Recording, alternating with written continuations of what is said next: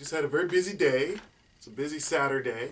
And basically, one of the things I did today was I went to Nuit Blanche, which is like a huge street festival of installation art that takes over downtown Toronto, which is the city I live in, Toronto.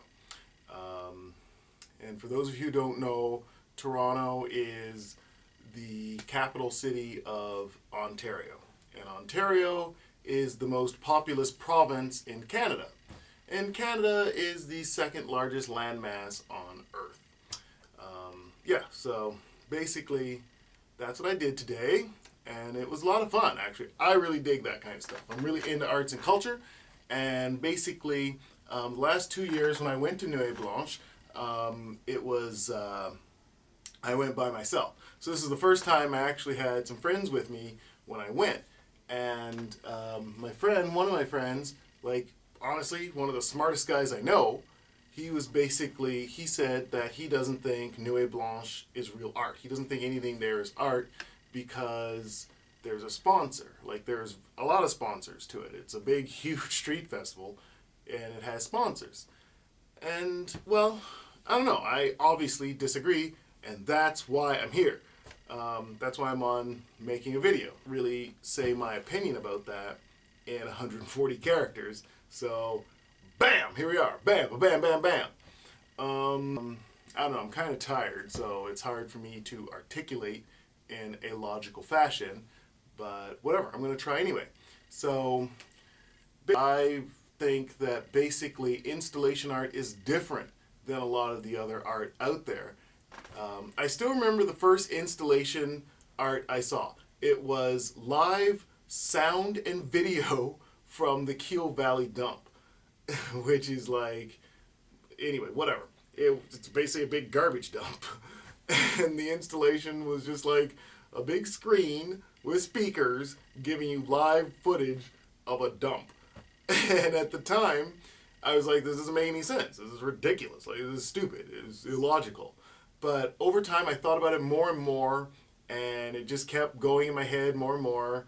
And I don't know, it's actually really intelligent. That was actually really, because if you think about it, think about Canada. Apparently, Canada produces the most consumer waste per capita than any other country. Like, think about that.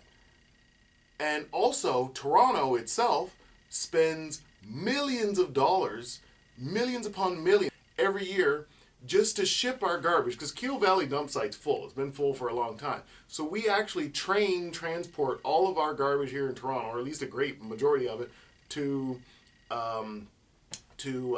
Michigan, to a dump in Michigan. And we pay millions of dollars to transport it all, and we pay even more millions of dollars to buy the space in the dump to put it there. Like, garbage is a big, huge environmental problem, and we're spending millions of resources on it, and it's garbage. Like that doesn't make any sense.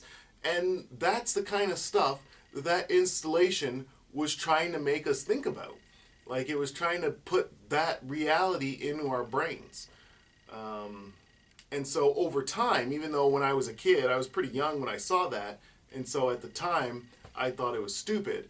But in retrospect, I can see it was actually kind of an intelligent piece of artwork, going back now that I think about it.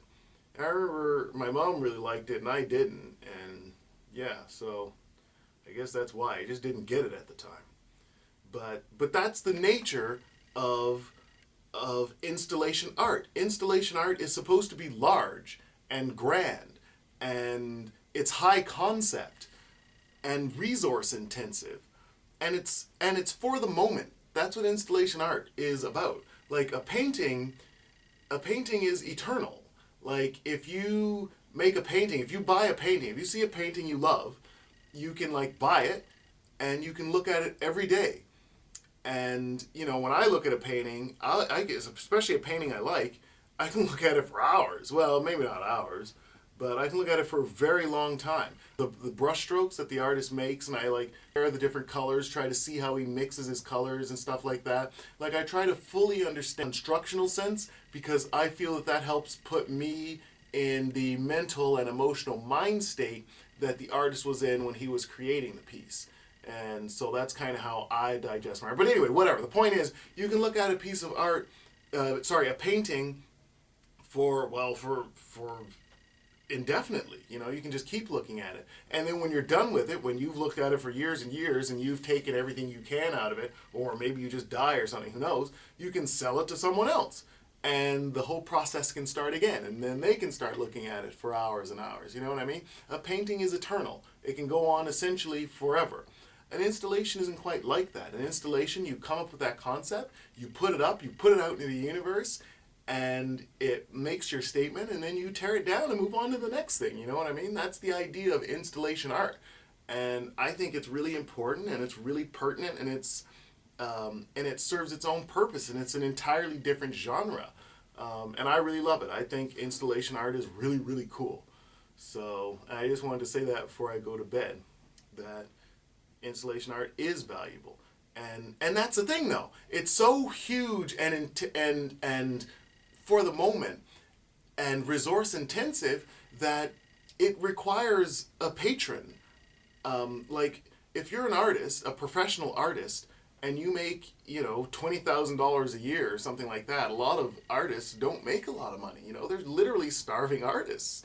How are you going to make these huge installations? Like one of the most interesting installations in Nuit Blanche this year was, what was it called? I should look it up. It was called The Incredible Sphere, something like that. Oh, who knows? Who cares?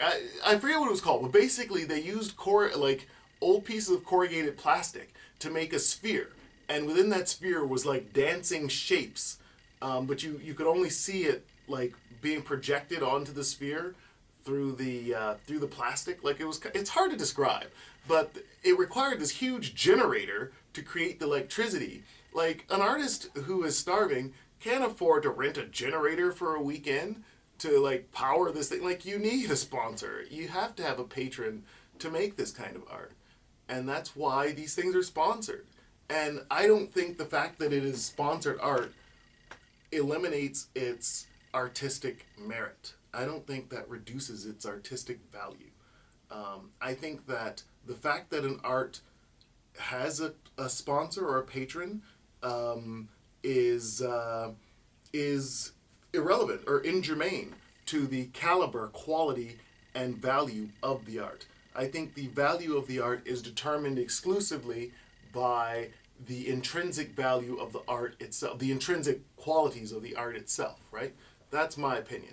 Take, for example, Bach. Johann Sebastian Bach, the guy who wrote the Brandenburg Concertos, he had a sponsor. He had a patron.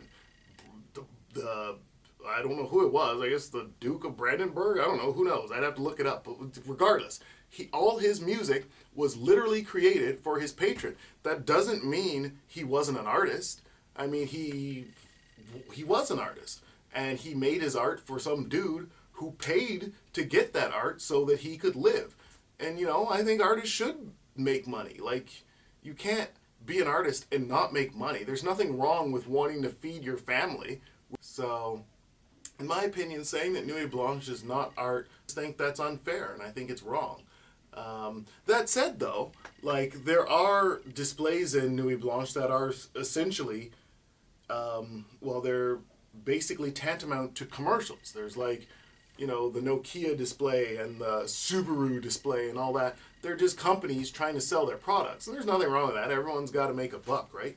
I don't really see a problem with it. But that's not the art. That's like the commercial in the middle of the TV show. That other stuff is just window dressing to pay the bills, essentially. And I don't think that window dressing takes away from what's actually sitting in the showcase of the window. So that's basically all I wanted to say. I don't know. What do you guys think? What does the universe think about that? I mean, is anyone even watching this? Probably not. I kind of hope not, because I'm kind of rambling. This is verbal diarrhea. But if you do happen to watch this, and you also happen to have an opinion on this, that's quite the Venn diagram. Very few will fit into that. But if you did happen to watch this and you have an opinion, write a comment or send a video response. And let me know what you think about art and what you think about sponsorships. And it's interesting because a lot of really, I guess, valuable artists are selling out and like just making commercial stuff to make money and stuff. And that's kind of different than actually needing a sponsor to create what you think is valuable. So, I don't know, it's an interesting concept, it's an interesting point, it's something really to think about. You know where I stand now. Where do you stand? What is art, and what can happen to make what would normally be art no longer be art? You know, these are the sort of things I think about. And that's kind of the point of art. That's really the whole raison d'etre for art. Art only exists to stimulate our minds and our emotions. So, stimulate your mind, stimulate your emotion. What comes out? Tell me about it. I want to share. And that's basically it. If you watched, I hope you enjoyed it. If you didn't, no big deal. Peace!